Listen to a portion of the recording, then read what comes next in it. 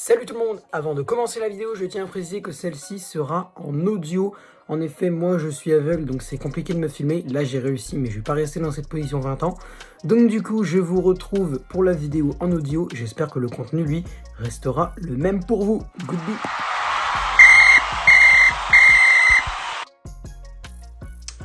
Salut tout le monde, c'est le football à l'aveugle. On se retrouve aujourd'hui pour le débrief de ce Bordeaux PSG qui vient tout juste de se terminer sur une victoire parisienne 3-2 au suspense. Bordeaux a fini par marquer un deuxième but dans le temps additionnel, mais ça n'a pas suffi. Le PSG s'impose 3-2. On va du coup étudier la compo des vainqueurs. 3 choses à retenir du côté de Bordeaux, les prestations collectives à retenir. Et après, je vais vous laisser. On commence du coup avec l'étude de la compo de Paris, individuellement parlant. Comment ont été les joueurs? On commence avec le gardien, Keylor Navas. Keylor Navas, j'ai trouvé qu'il avait fait de nombreuses parades. Bon, il a encaissé 2 buts. Je serais pas capable, dû à mon handicap, de vous dire est-ce qu'il est fautif ou pas, parce que de toute façon, j'ai pas vu le match, je l'ai écouté à la radio. J'étais en live d'ailleurs pour suivre ce match. Je vous remercie Yvonne, Benjamin, Flo, Yann aussi qui était là. Donc merci à vous d'avoir été présent sur ce live, les gars. C'était génial. Mais du coup, Navas, ouais, qui a fait de nombreuses parades quand même pour sauver le PSG. Donc franchement, bonne note pour Navas. Même si je mets pas de note, je dirais quand même bonne note pour Navas sur ce coup-là. En défense, Achraf Hakimi. Bon, offensivement, Hakimi, je suis pas trop fan. La vitesse d'Hakimi, je trouve, ne sert à rien en fait. Hakimi va vite, mais vraiment, sur ce match-là, Hakimi, là, sa vitesse n'a vraiment n'a pas servi à grand-chose, j'ai l'impression. Je serais pas vraiment capable d'expliquer plus ce que je veux dire, mais tu vois, la vitesse d'Mbappé, elle arrive dans la surface et tout, machin, mais Hakimi, il se fait tout le temps reprendre, ou alors l'action finit par être avortée, mais alors que Mbappé, c'est beaucoup plus percutant, c'est beaucoup plus intéressant, quoi. Attendez, parce que je dois faire un truc. Voilà. Je pourrais pas couper ça au montage, c'est chiant. Donc du coup, Hakimi, voilà. Par contre, défensivement, Hakimi, ça a été franchement très intéressant pour Achraf Hakimi, qui a fait de nombreuses interventions intéressantes. Et ça contraste avec son début de saison, où c'est plutôt offensivement qu'il est très bon et défensivement qu'il est un peu absent. Là, c'était l'inverse aujourd'hui. Bon, on avait besoin de défenseurs, donc moi je dis tant mieux. En défense centrale, les deux, je vais faire un truc pour les deux.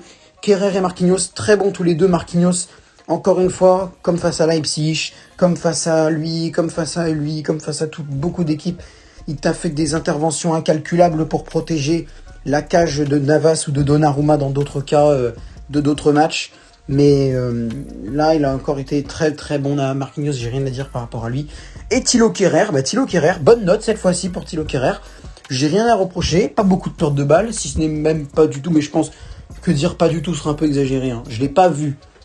J'ai pas entendu attention, Kehrer qui perd la balle, je l'ai pas entendu, mais je m'en doute qu'il a dû perdre une fois ou deux la balle. Mais voilà quoi, c'est par rapport à d'autres fois où il fait vraiment des déchets techniques et tout. Alors là, il a su faire de bonnes passes. Il y a une action, je crois que c'est entre Kehrer et Neymar en toute fin de match, même après le 3-2 de Bordeaux là. C'était bien, franchement, c'était super. C'était super, Thilo Kehrer, continue comme ça et on arrêtera de te sauter dessus à la moindre occasion. Ensuite, Juan Bernat. Juan Bernat, un peu présent dans le cœur du jeu, défensivement pas du tout, offensivement pas du tout, mais un petit peu dans le cœur du jeu. Donc, mais ouais, c'est pas un match de malade de Bernat, mais c'est un bon match quoi. C'est ce qu'il faut. Au milieu de terrain, nous retrouvons, là on a des choses à dire, je pense. Nous retrouvons tout d'abord Wijnaldum. Alors Wijnaldum, qui a été pour moi, franchement, très bon encore une fois. Il reste dans la continuité. Bon, alors il n'a pas marqué de doublé cette fois, mais il reste dans la continuité de son match face au RB Leipzig. Très présent dans le cœur du jeu, offensivement aussi. Prometteur pour la suite. Ander Herrera, pas mal aussi, même si je m'attendais peut-être à ce qu'il marque ou à ce qu'il tente des occasions franches. Ce qu'il n'a pas eu, donc un peu déçu, mais au-delà de ça, c'est quand même pas mal. Julian Draxler, il a pris beaucoup l'initiative offensive, ce que j'ai trouvé assez intéressant. Il n'a pas marqué lui non plus, même si je pense qu'il aurait... En vrai, il l'aurait mérité. Je pense qu'il l'aurait mérité, mais il ne l'a pas fait. Et Dina Ebimbe, franchement, pour un petit jeune qui joue pas beaucoup, franchement, je trouve ça super. Son match était franchement très bien. Ouais, non, super, pas non plus, mais il était franchement très bien, son match de Dina Ebimbe. Je conserverai, moi, ce genre de performance-là de Dina Ebimbe. Ensuite, les deux attaquants, Neymar et Mbappé, c'est là qu'il y a plus de choses à dire. Neymar, pour moi, c'est l'homme du match. Pour moi, c'est l'homme du match, Neymar. Et ça fait du bien, parce que ça fait depuis début mai. Quand je dis début mai, c'est vraiment début mai. 1er mai. Ça fait depuis le 1er mai que le PSG n'avait pas eu un but de Neymar. Et le mec, ça fait depuis le 1er mai qu'il te marque 0 but. Et il te faut un doublé. Je comprends pas la logique, mais bon, moi je dis merci, hein, écoute, hein, moi je prends. Après c'est bizarre, mais moi je prends. Franchement, j'accepte volontiers. Ensuite, nous avons Mbappé. Mbappé, il a pris beaucoup la profondeur, il a percuté beaucoup, il a tenté beaucoup de trucs et il a marqué à la 63e. Je dis très bon match aussi d'Mbappé pour moi. Rien à dire sur ce coup-là. Bon, il a manqué quelques trucs aussi, hein, comme d'autres joueurs, mais franchement, Mbappé, bon, par contre, en fin de match, son carton jaune, bon, t'as fait une faute sur Albert Ellis, voilà, c'est bon, c'est pas grave, voilà, t'embrouilles pas avec l'arbitre pour ça, il s'est pris un carton jaune, tant que ça n'influe pas, voilà, le carton jaune, moi, je lui en veux pas, par contre, si ça influe, parce qu'au bout d'un moment, tu sais, avec une limite de carton jaune, tu peux être absent pour quelques matchs, enfin, je crois pour un match de ton club, donc évite de continuer ce genre de truc là, ça peut arriver, voilà, t'es dans un bon soir, mais je sais pas, à un moment t'es tendu, voilà, c'est bon, c'est pas grave, mais si tu pouvais éviter de recommencer ça à chaque match, ce serait pas mal. Voilà pour le tour individuel de Paris. On continue avec 3 choses à retenir du côté de Bordeaux. Première chose, moi j'ai envie de parler de Adli et de Pembele. Alors Adli et Pembele, je les ai trouvés très bons. Timothée Pembele qui s'est bien débrouillé face à son ancien club, très actif et très offensif dans la surface parisienne. Il a failli nous en marquer plusieurs des buts, hein, Timothée Pembele. Enfin du moins il était assez dangereux pour essayer de le faire, en tout cas ça c'est sûr. Donc Pembele très bon, et Yacine Adli, auteur du centre qui permet à Briand d'égaliser, de réduire à nouveau la marque, de réduire encore plus la marque à 3-2. De très présent aussi dans le cœur du jeu comme Pembele, mais Adli et Pembele justement ils se sont bien trouvés. Pembele qui est sorti à la mi-temps remplacé par Jadon Mensah, j'ai pas trop compris pourquoi, mais bon écoute, hein, peut-être c'était aussi pour blessure. C'est comme tout à l'heure je regardais Celta Vigo FC Barcelone, j'avais pas compris pourquoi Eric Garcia était sorti à la mi-temps alors qu'il faisait un assez bon match dans l'ensemble. Peut-être, et c'est parce qu'au final il s'était blessé, donc j'espère que c'est pas le cas pour Timothée Pembele, mais d'un côté je me dis que si c'est pas le cas, je vois pas trop de raison de faire sortir Pembele, monsieur Vladimir Petkovic. Deuxième chose, alors Dilrosun et Gegerson et Dilrosun, les deux là. Alors Dilrosun, ça va. Dilrosun en début de match, je l'ai vu un peu. Mais Gegerson, déjà il s'est fait enrhumer par Neymar. Il s'est fait enrhumer sur la fin de match. Il l'a passé tranquillou Neymar. Et sur le reste du match, il a été invisible. Vraiment, bon, il a été encore un peu plus visible que Sergio Ramos quand même, hein. C'est pas très compliqué, mais voilà, mais il a été vraiment, mais il était pas là. Gegerson, il était pas là. Dilrosun aussi. Vraiment, sur le reste du match, Dilrosun invisible. Début de match quand même assez intéressant. Sur les 5-10 premières minutes, j'ai trouvé pas mal. Mais derrière, il s'est complètement éteint, Dilrosun. Donc, bon, ça peut arriver. Je ne connaissais pas Gegerson et Dilrosun. Mon Gegerson, note négative. Dilrosun, malgré le fait qu'il se soit éteint, j'ai trouvé ça quand même prometteur.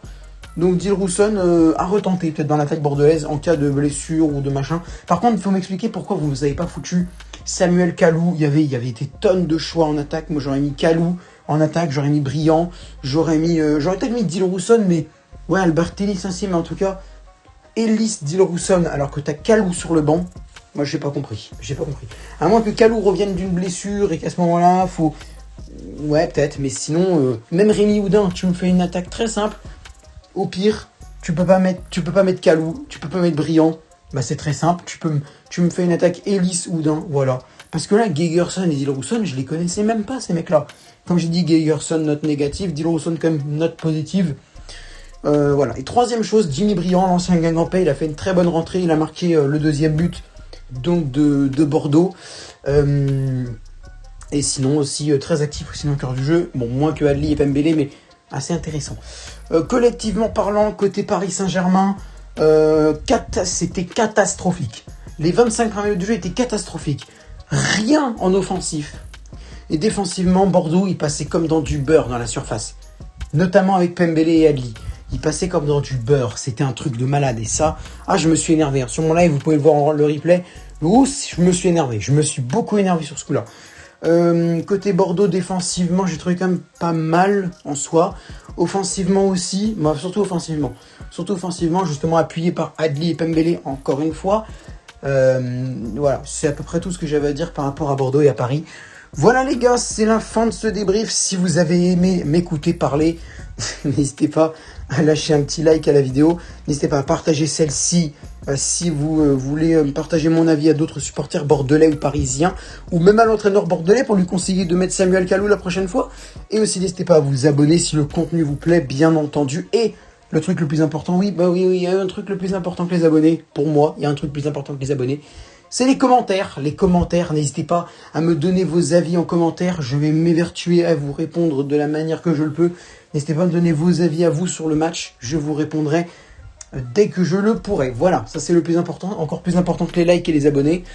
Parce que je veux avoir l'avis des abonnés. C'est pour ça que j'ai fait cette chaîne YouTube. C'est pas pour la popularité, mais pour aussi avoir l'avis des gens. Pouvoir donner le mien aussi. Pour pouvoir s'exprimer, c'est intéressant. Mais aussi pouvoir avoir l'avis des autres. Voilà les gars, c'est la fin de cette vidéo. C'était le football à l'aveugle et je vous retrouve tout de suite dans 40 minutes je pense, une demi-heure, 40 minutes pour le best-of de Celta Vigo FC Barcelone et encore 15-20 minutes après pour le débrief pour le best-of du coup de mon live entre Bordeaux et le PSG. Salut, salut!